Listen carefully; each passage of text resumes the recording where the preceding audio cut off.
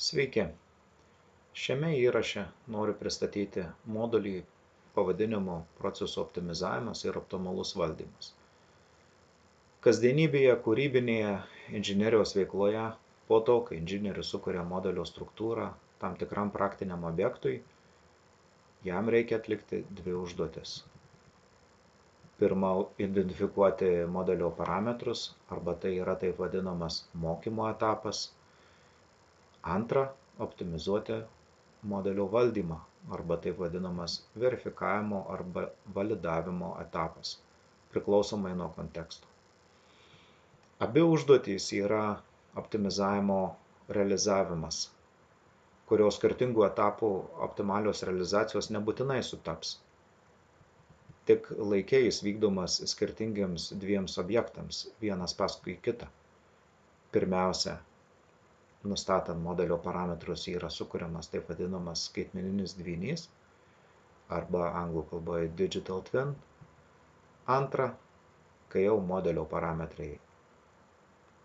Kai kurie modelio parametrai keičiasi priklausomai nuo išorinėje sistemoje nulemtų biologinių, fiziologinių, fizikinių proceso sąsajų, todėl ieškoma optimaliojo valdymo formų. Pateiksiu pavyzdį iš mašininio mokymo pirmųjų etapų 70 metų atgal ir kaip pavyzdį paimsiu raketos paleidimą. Optimizavimo priemonių realizavimas mokymo etape, kaip pavyzdžiui identifikuojamos paleidžiamos raketos inercinės savybės, masės ir sukimosi inercijos momento, masės centro, aerodinaminio koeficientų, įvairių dalių atžvilgių ir erdvės būsenos arba anglų kalboje state space sistemos dinaminių charakteristikų vertės. Po to, kai identifikuojama sistema arba jos parametrų vertės, remiantis erdvės būsenos sistemos dinaminių charakteristikų modeliu, suplanuojamas atvirosios sistemos optimalusis valdymas taip, kad raketa sektų nuo pradinės pozicijos tam tikrą iš anksto užduotą trajektoriją ir įvykdytų kalendorinį planą. Tai yra tam tikra akimirka būtų ten, kur tikisi paleidėjas ir tas, kuris valdo raketą ir užduoda valdymo algoritmą. Pateiksiu sudėtingesnį pavyzdį. Iš pirmų etapų, kai imant raketos paleidimą buvo vykdoma veikla remiantis ANN, angliškai akronimas, arba tiesioginio sklidimo neuroniniais tinklais. Maždaug 40 metų atgal, kai katedroje buvo publikuojami pirmieji neuroninių tinklų tyrimai. Grįžtam prie tų dviejų žingsnių. Pirmajame etape remiantis raketos rankinio ekspertinio valdymo daugkartinių eksperimentų duomenimis yra apmokomas neuroninis tinklas taip, kad neuroninio tinklo pagalba būtų modeliuojama raketos elgsena, kuri labiau būtų panašesnė į tą, kuri kuo labiau būtų panašesnė į tą, kuri buvo stebėta praktikoje. Po to, kai jau yra turimas objekto, tai yra raketos mokymo modelis, yra kuriama jau kitų neuroninių tinklų arba parametrinių metodų grįsta nauja optimizavimo realizacija tam, kad raketa skristų tam tikrą trajektoriją ir pagal tam tikrą kalendorinį planą.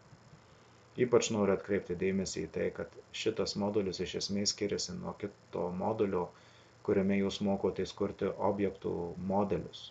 Tai yra procesų modeliavimo modulis. Abiejose moduliuose yra intensyviai vartojami tie patys terminai ir netgi kartais ir įrankiai. Todėl atmestinai išklausus modulius gali atrodyti, kad abiejų modulių medžiaga sutampa, nors iš tiesų to tikrai nėra. Dabar, jei klaustumėte manęs, kokią kompetenciją jūs įgysite šiame modulyje, išklausę teorinės paskaitas ir sėkmingai atlikę abi individualias užduotis, ir ką konkrečiai galėtumėte pagerinti esamose neuroninių tinklų arba giliojo mokymo infrastruktūrose, tai mano trumpas atsakymas būtų toks. Jūs gebėsite rašyti savo specializuotus optimizatorius, tai vadinama optimizer neuroniniuose tinkluose. Ir giliojo mokymo infrastruktūroms tiek galėsite spręsti tiek aptikimo, tiek atpažinimo, tiek klasifikavimo, tiek ir kitų uždavinių sprendimus. Mano ilgasis atsakymas apie įgytus gebėjimus būtų toks. Pirma, gebėsite formuluoti tipinius optimizavimo uždavinius ir parinkti jų sprendimui tinkamus metodus. Antra, žinosite pagrindinius optimizavimo metodus ir jų taikymo ypatumus. Trečia, gebėsite taikyti analitinius optimizavimo metodus technologinių procesų valdymo uždaviniams spręsti. Ketvirta, gebėsite taikyti dinaminio programavimo metodą tipiniams optimizavimo uždaviniams spręsti. Penkta, gebėsite spręsti tiesinio programavimo uždavinius.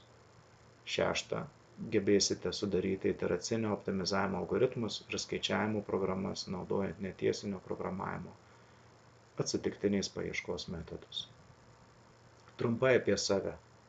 Aš esu KTU elektros ir elektronikos fakulteto automatikos katedros profesorius Renaldas Urniežius, kuris pradėjo vesti su intelektinėmis sistemomis susijusius tiek optimizavimo, tiek kitų uždavinių modulius prieš 17 metų.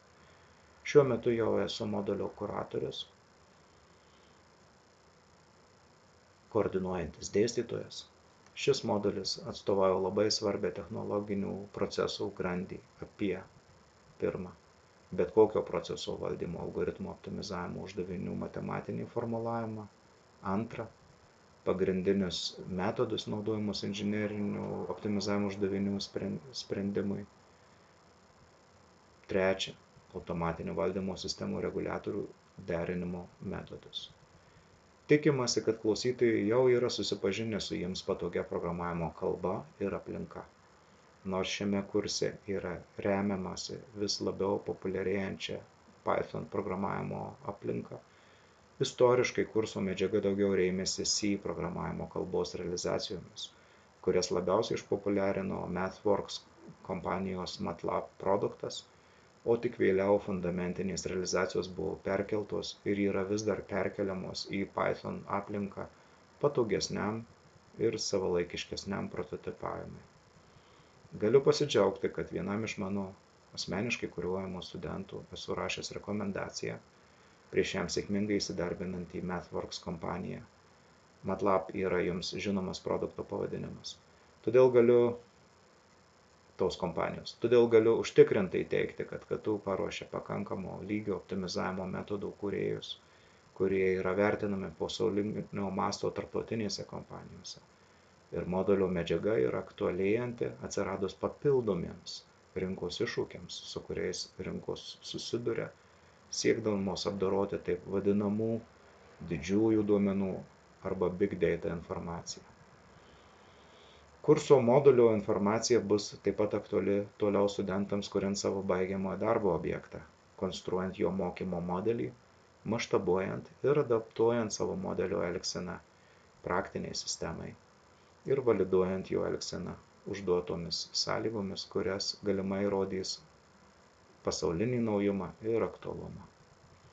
Taip pat yra skatinama konferencijų pranešimų ir straipsnių publikavimo veikla, nes modulio dėstymo metu aš asmeniškai stengiuosi aptarti ne tik tuos modelius, kuriuos pristatau kaip įvesties informaciją kurso tikslui pasiekti, bet ir objektų aprašus, kuriuos studentai gali atsinešti iš savo darboviečių, tyrimo laboratorijų ar hobistinių uždavinių sprendimų, arba kai kuriais atvejais ir iš savo verslų, kuriuose jie galimai yra direktoriai, savininkai arba bendrasavininkiai. Pavyzdžiui, prieš metus vienas iš mano kuruojamų magistrantų buvo 60 tonų apimties biodujų jėgainės direktorius, kurios bioreaktoriaus modeliui jis pademonstravo optimalų įvaldymą. Ateityje yra perspektyva, kad panašūs sprendiniai galės būti perkeliami į realią biodujų generacijos jėgainę Lietuvoje arba užsienyje. Kalbant apie kurso turinį, aš ne tik kalbu apie valdymo algoritmų optimizavimo metodus ir jų taikymus, analitinius metodus, maksimumo principą, dinaminį programavimą, tiesinį programavimą, netiesinį programavimą ir kitus aktualius optimizavimo metodus, bet ir aiškinsiu, kaip kurti optimizavimo infrastruktūras ir netgi kaip tobulėti programuojant, tam, kad kurso klausytojai tobulintų esamus programų kūrimo gebėjimus. Tam atskirai esu paruošęs kurse video paskaitą programavimo pradžiamokslis, kuriame dėstau, kaip pradėti pirmojo individualaus darbo užduoties programavimo procedūros Google įmonės Colab platformoje. Kurse taip pat apžvelgsim į optimizavimo metodo duomenų apdorojimo procesoriaus greitaveiką, vykdant algoritmą, atminties panaudojimą, optimizavimo procedūrai, kodo aiškumo peripetijas. Aptarsime, kuo kodo kūrimas abiejų individualių darbų užduotims skiriasi nuo kodo kūrimo įmonėje, kurios jau turi griežtą infrastruktūrą ir kuriuose jūs kaip būsimi darbuotojai būsite įsipareigoję dirbti. Nors savo paskaitoje mes naudosime Google Colab platformą, bus galima rinktis ir MATLAB platformą, nes jie yra dar įvairiapusiškesnė fundamentinių algoritmų atžvilgiu. Visgi, turiu pripažinti, kad šiuo metu jau galima teigti, kad naujausių dirbtinių intelektų bibliotekų kūrimo prasme MATLAB jau pradeda nusileisti Python bibliotekoms. Python aplinkoje naudosimės tokiomis bibliotekomis kaip NumPy, Matplotlib, SymPy, Type, MDB debuginimui, bibliotekos kodo, Math, Random. Papildomai ir patogesniam 3D atvaizdavimui naudosimės NPL Toolkits, Mplot biblioteka. Semestro metu bus atliekami 2 individualūs darbai.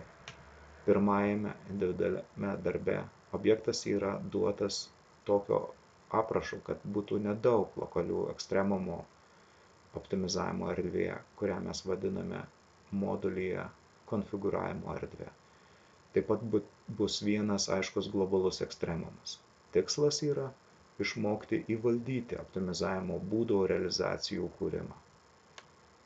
Antrame individualiame darbe objektas jau privalo turėti daugiau negu 2 lokalius ekstremumus, tada bent po kelis konkuruojančius lokalius ekstremumus ir vieną neaiškiai išreikštą globalų ekstremumą. Tikslas yra išmokti, pasirinkti papildomas optimizavimo priemonės taip, kad su skirtingomis pradinėmis sąlygomis globalaus maksimumo radimas atsikartotų su priimtinu tikslumu. Egzamino metu studentams yra rekomenduojama rinktis antrojo individualaus darbo sukurtą programą, tam, kad dėstytojas galėtų užduoti pakeitimus ir norimus rezultatus ir studentas juos komentuodamas ir svarstydamas galėtų pademonstruoti tam, kad pakeitimus geba atlikti ir geba siekti užduoto rezultato. Taip pat studentas turi pademonstruoti, kad jis ne tik geba pakomentuoti savo programos keitimo eigą, bet ir geba atsakyti dėstytojų užduotus klausimus apie tai, kokie atskirų metodų yra privalumai, trūkumai ir juos turi gebėti palyginti, komentuodamas situacijas, kada vienas ar kitas būdas būtų geresnis ar prastesnis. Abiejų individualių darbų atsiskaitimai vykdomi gyvai prie kompiuterio, pageidautina Google Colab, prie kurio studentas jaučiasi patogiausiai ir kuris turi interneto ryšį. Galima svarstyti ir kitokias atsiskaitimo formas, bet reikia konsultuotis ir iš anksto tartis su manimi dėl formato. Taigi tiems, kurie jau yra susipažinę su optimizavimo procedūromis, linkiu šiame modulyje pagilinti žinias, praplečiant priemonių sąrašą, iš kurio galėsite rinktis, spręsdami savo praktinius iššūkius ateityje. O tiems, kuriems šis modulis yra žingsnis į naują sritį, linkiu atrasti ne tik ją, bet ir modulio metu būti drąsiems svajoti, kur kurso informacija galėtų būti pritaikoma praktinėme gyvenime, nesvarbu, ar tai būtų jūsų asmeninės investicijos akcijų rinkoje, ar naujos kartos bereaktoriaus valdymas auginant žmogaus inkstą transplantacijai, ar tiesiog paskirstant optimaliai įmonės tiek žmogiškuosius, tiek materialinius resursus nuosavame versle. Ačiū labai, kad esate ir linkiu jums sėkmės. Ačiū.